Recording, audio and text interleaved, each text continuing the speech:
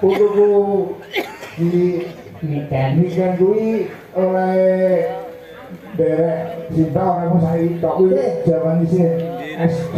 Indi. Tak kangen to ora ngambil. Dereke anu baik. Iya. Dereke baik wiwit umur piro kelas piro? Wet cilik sak cindil kae. Ket kelas Ora 2 SD. Ora kuwi turunane curut apa jeneng kok cindil ki lho.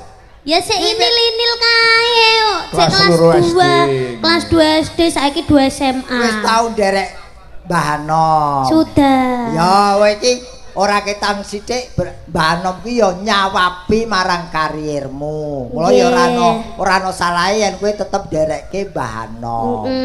Ya aja mung Mbah Hanom tok, ya Mbah Bagong barang kuwi. Iya, kok Mbah? Loh, lah kuwi adike Pak Hanom ya, Mbah. Aku ki apike iki aja Mbah ketuan. Diki. Emah. Ora. Kok emah ngapa? Ya kan nenek urutane. Nah. Iki Mbah Hanom, iki Pak Bagong, terus kae Dik Bayu. Kembali sodi. Kemana Dik Bayu? Urut, Mas. Aja Dik. Ya Mas Aja kok. Dik. Dek Nani. Ya Mas Bayu. Wah. Mas Bayu ke mau sempet tak prank lho Pak De. Napa? Jam 10 lah kok ngirim Sherlock to. Lah terus jam Ya kan? 10 ki lagi ngirim Sherlock. Lagi ngirim Sherlock 10 bengi iki. Lah kok jawabmu piye? Lah jawabku kan lek ngirim Sherlock kan yo mbok ket mau awan gitu. Lah jam 6 ki aku ki wis tekan kene Pak De ceritane. Jam 6 sore kan wis tekan kene. Terus aku jam 10 lagi dikirim Sherlock aku yo ngomong lek aku rong budal ngono. Oh ya bener kesalahan dia kamu manfaatkan banget. Lho kowe lak sing ngekeki jam piro? Jam 10. Lho aku kuwi wayangan wis bubar lagi dikeki Sherlock kok. Lah ber jare lara kok ya ora tak kabari. Lah jare sing lara ben Mbah Gareng wae. Niken lho. Oh lara. Wong senengane yo. Alhamdulillah Mas Gareng pun sowan, Mbak Niken wis sowan. Nggih. Iki pancen wis diantu-antu. Heeh. Angger nduk Niken sing dadi bintang tamu ngerti ora Mas? HP iki kaya antene ka lho. Iso tingkat-tingkat. Iso rolas. Oh iki streaming kabeh to? Iya. Anu le nduk Pak De ora iso mampir ngomah iki langsungan ning kene ya. Aku ora iso mampir ning Adirojo. Moko jare diarep-arep lho jane. Pancen sengaja mboten kula ampiri. Wis Mergo ditani. diarep-arep ya diburi-buri aku gelem. Ha iya. Wis ditani tangga-tangga barang ya. Maksamu tagih utang kowe. Jane Boten. wis meh nglumpuk kabeh kari mangkate to ya kan. Ngenteni angkutane dadi. Ketoke Nggih. Mbahmu Anom ki Mbah sajake Nom. wis ora seneng tak eloni ra Piye seneng. to piye. Iya kayake wis risih kok ya. Lah kuwi ngono ki piye? Sik. Ya ora apa-apa ta, ben tak eloni ae. Berarti Mbah Nom ki seneng lek dieloni wong ayu-ayu ora koyo sampeyan. Melu Wes. Mbah Anom nganti tuwekmu kaya Darsini ra apa-apa. Wes melu terus. Kok apa-apa nesu iki ngapa ta Lah jane? ya wong budar ora melok Wes disebut-sebut. ben aku mbok set tok. Wong aku sing seneng dereke Pak Anom kok kowe iso. Loh, kan karek Mbah Hanom nyaman apa mboten jenengan balik dieloki kalih anu Mbah Gareng niki. Jane ya ewo pikiranku. Lah, Nggih, bener nek ewuh. Wong liyane putih karo ireng kok kono coklat kuning dhewe kaya telek. Ha, kaya ngono kuwi. Kaya ngono kok bolong. Kaya lele kuning. Jangan menghina nuwun sewu, jangan menghina telek. Ora aku ora ngomong Kowe telek. sedina ora iso nelek, bosok wetengmu. Loh, emang aku sedina ki mau rong nelek kok. Ndang kono telek nang arep. Rong dina pisan aku. Aku rong dina pisan. Lek sedina pisan wong normal, aku ora normal kok. Nelek ngene gareng malah kaya lele. Kowe Kowe dina rong nelek to. Urung. Sake kae ya. Nyapa? Kae lho sing nemu dhewe. Nyapa? Nganti nganggo pampers. Nelek. Ora sing ngrebuk telek Jenengane ngomong telek kok. Ayo. Ayo. Manjane. Gedung iki kan kowe matur apa sih karo panjenenganipun keluarga besar dari Pak Dani Srianto. Siapa itu Pak Dani Pak Srianto? Lho kowe iki sembayar kowe kok. Lho aku teko Mas Bayu kok. Wong makelar to kae. Ora sae. Ngono aku, wis Den, aku. Ora ben Pak Dani dhewe. Wah jebule lewat kowe. Mboten, aku ki mung menghubungkan Mas Dani ngersake Mbak Niken. Nduk Niken. Apa? Mas Dak kok apa kuwi aku ki Mbak Niken ora sampeyan kok. Sampeyan iki jenenge sapa? Gareng karo Niken kok ora iso bedake. Aku ora jawab kowe wong aku jawab Bayu. Aku ora nyeluk kok. Aku jawab Pak Anoto. Aku meneng iki. Kowe iki ngrumangsanana ya. Anu, Pak Dani liyane mriki sing enten wayangan pundi kula tak pindahgon mawon. Halo, nang TV enek lho, ning wayangan lho. Tahun-tahun duyan karo wong-wong ngoten niku. Nggih. Guyune wae. Nggih. Aku ngerti nek panjenengan punya keistimewaan. Loh, ngene lho, Le. Petro Gareng Bagong, ya toh? Nggih. Itu tetap ada kelebihan dan kekurangannya jenenge menungso. Contohipun kados pundi, Pak? Iya kados panjenengan itu punya kelebihan. Dan ngerayu wong wedok sampean iki mesti pinter. Lho. Alus, pinter, ngono. Ya. Jadi ora yak-yakan. Duwe rasa. Sampeyan iki lek duwe umpamane ngeten duwe gandingan siji, ndak mungkin akan mendua. Boten, Pak. Ya, iya. Kula malah 24 tahun dereng nate kambun wong wedok, Pak. Iya. Oh, wong katembian 22 wis rapi. Ya. Terus sing anu, Pak. 24 tahun terus sing nggih nguyuh tok. Tapi anu lho, Le. Dalang ki lek manut omongane sesepuh, harus ndang segera punya pendamping. Awake dhewe arep ngomongne kasepuhan, awake dhewe arep ngomongne tentang pernikahan. Lek awake dhewe urung lakoni kadang-kadang kaku. Oh. Lek umur 24 iki masaku wis dewasa untuk mencari seorang perempuan minangka dadi pendamping ngono. Ngaten iki, Pak. Iya no.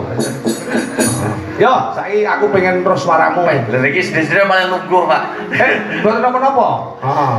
Engko Tak yo nungguh. dibawa lho sampean jumenengan apa mau? Ya sampean jumenengan. Bawane napa iku tak manut. Ya. Kelok yo kena, sendro yo kena, mengko diteruske ning ngene apa kuwi jenenge? Nang ngene apa kuwi jenenge duet yo kena tembangane. Bawa mawon, Pak. Bawa. Nggih. Apa? Mboten. Bawa mawon, Mas. Mas bawa, Mas.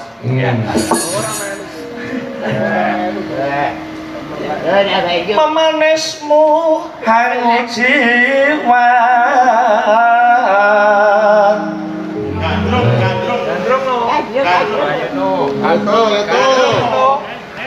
Agawe ruci tenggale.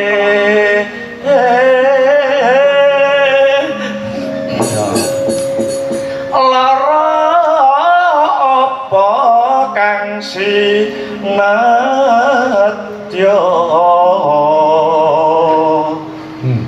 upama munduta romi.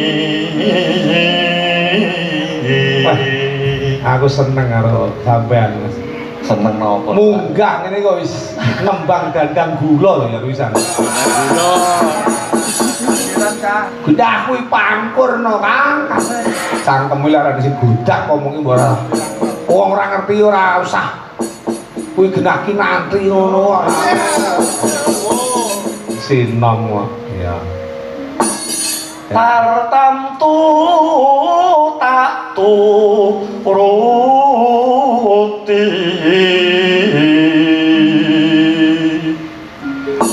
ibarat wong numpak prau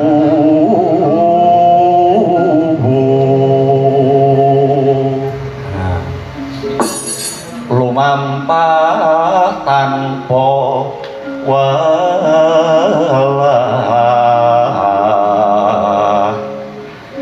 ing madyaning cala niti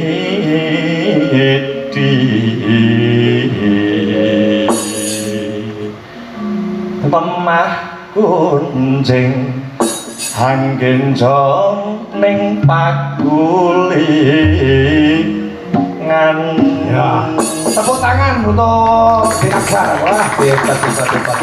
Suatu kehormatan panjenenganmu bisa teko mriki.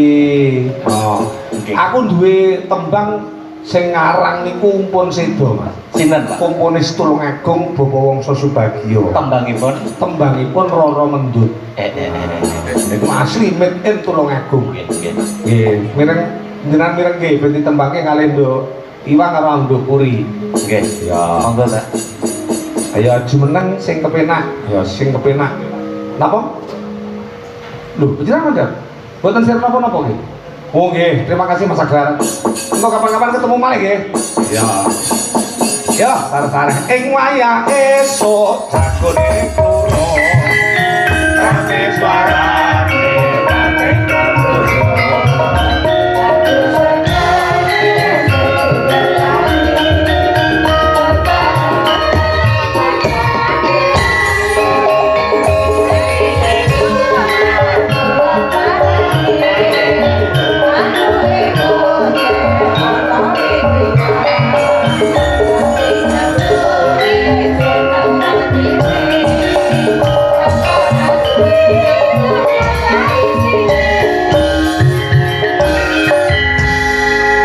Jumbuh kalian apa sing tak kandhake karo Dek Kabar, Mbak Puri sama Mbak Iwang. Ya iki made in Tulungagung Kendal Bulur. Rokoke Roro Mendut sing sapa udut. Ya mangga diwiwiti saka buka celuk. Ya.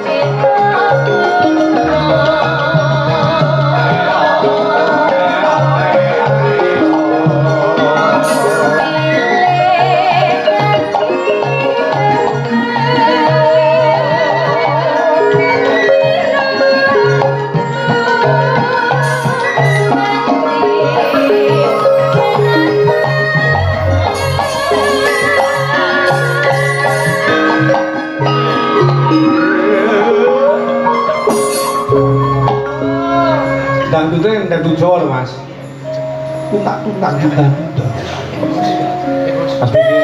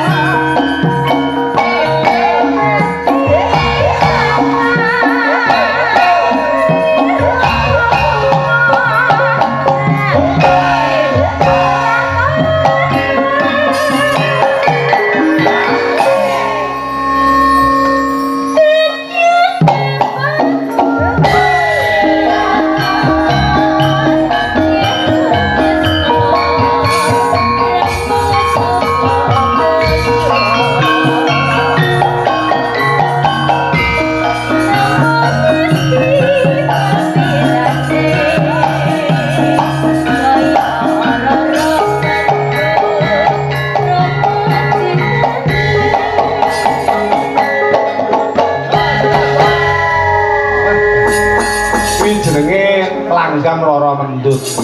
Sing demen ki sair sing isor lho Kang. Sing endi?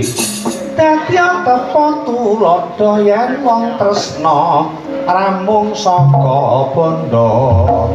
Amung ati pawitane kaya rara mendut prana citrane.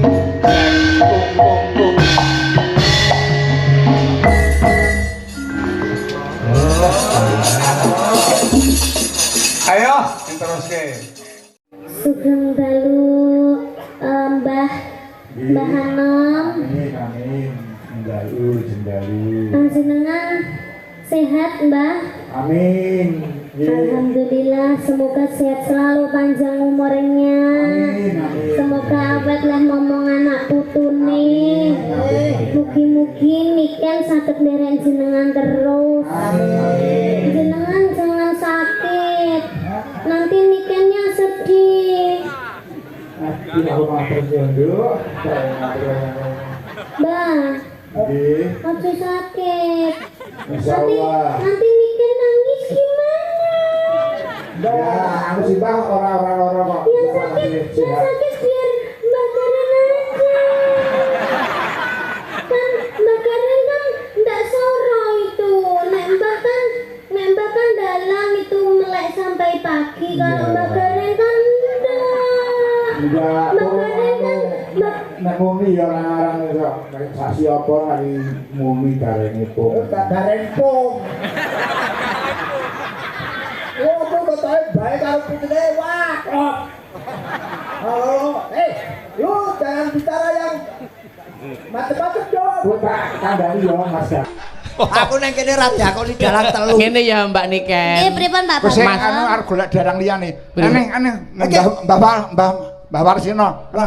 Mbak Warsino Batu. Wis. Mbah Warsino mboten lho. Ndak gelu sing ora ono. Niki acarane napa? Anu ngene ya Mbak Niken, saka kersane Mas Dani iki tasakuran, ya ta? Nggih. Milad Pondok Pesantren Al-Mardiyah lan uga Haul Akbar Luhur Al-Mardiyah. Nggih. Iki kegiatane akeh banget, kegiatan sosial lan uga kegiatan hiburan sing niate nglipur masyarakat. Lah warga kene iki kangen karo sing jenenge Mbak Niken Salindri. Oh nggih. Kuwi sapa meneh? Liyane Niken Salindri sapa? Aku ya dalang ya iso. Aku nek irenge kaya telek cecak nek putih karo ireng. Wong ki ora ana sing sempurna. Sesuci apapun orang pasti punya dosa walaupun setitik. Weh, ya hebat. Iya. Mula sesuk neh iki anu konfirmasi se. Apa, Mas? Sampeyan ki nek lewat anu Limbuk, Mas Limbuk klambine apa? Seragame apa? Menyesuaikan. Kaya keru. Lah. Ngerti ra? Keru kok keru. Dalam kono ki TLK. Apa iki? PLK. Telek. Wah, Ketelek. Den, kok warnane apa biru? Bareng aku nggawa biru, ngerti-ngerti ireng. Aku ping piro ae diblusukke. Lah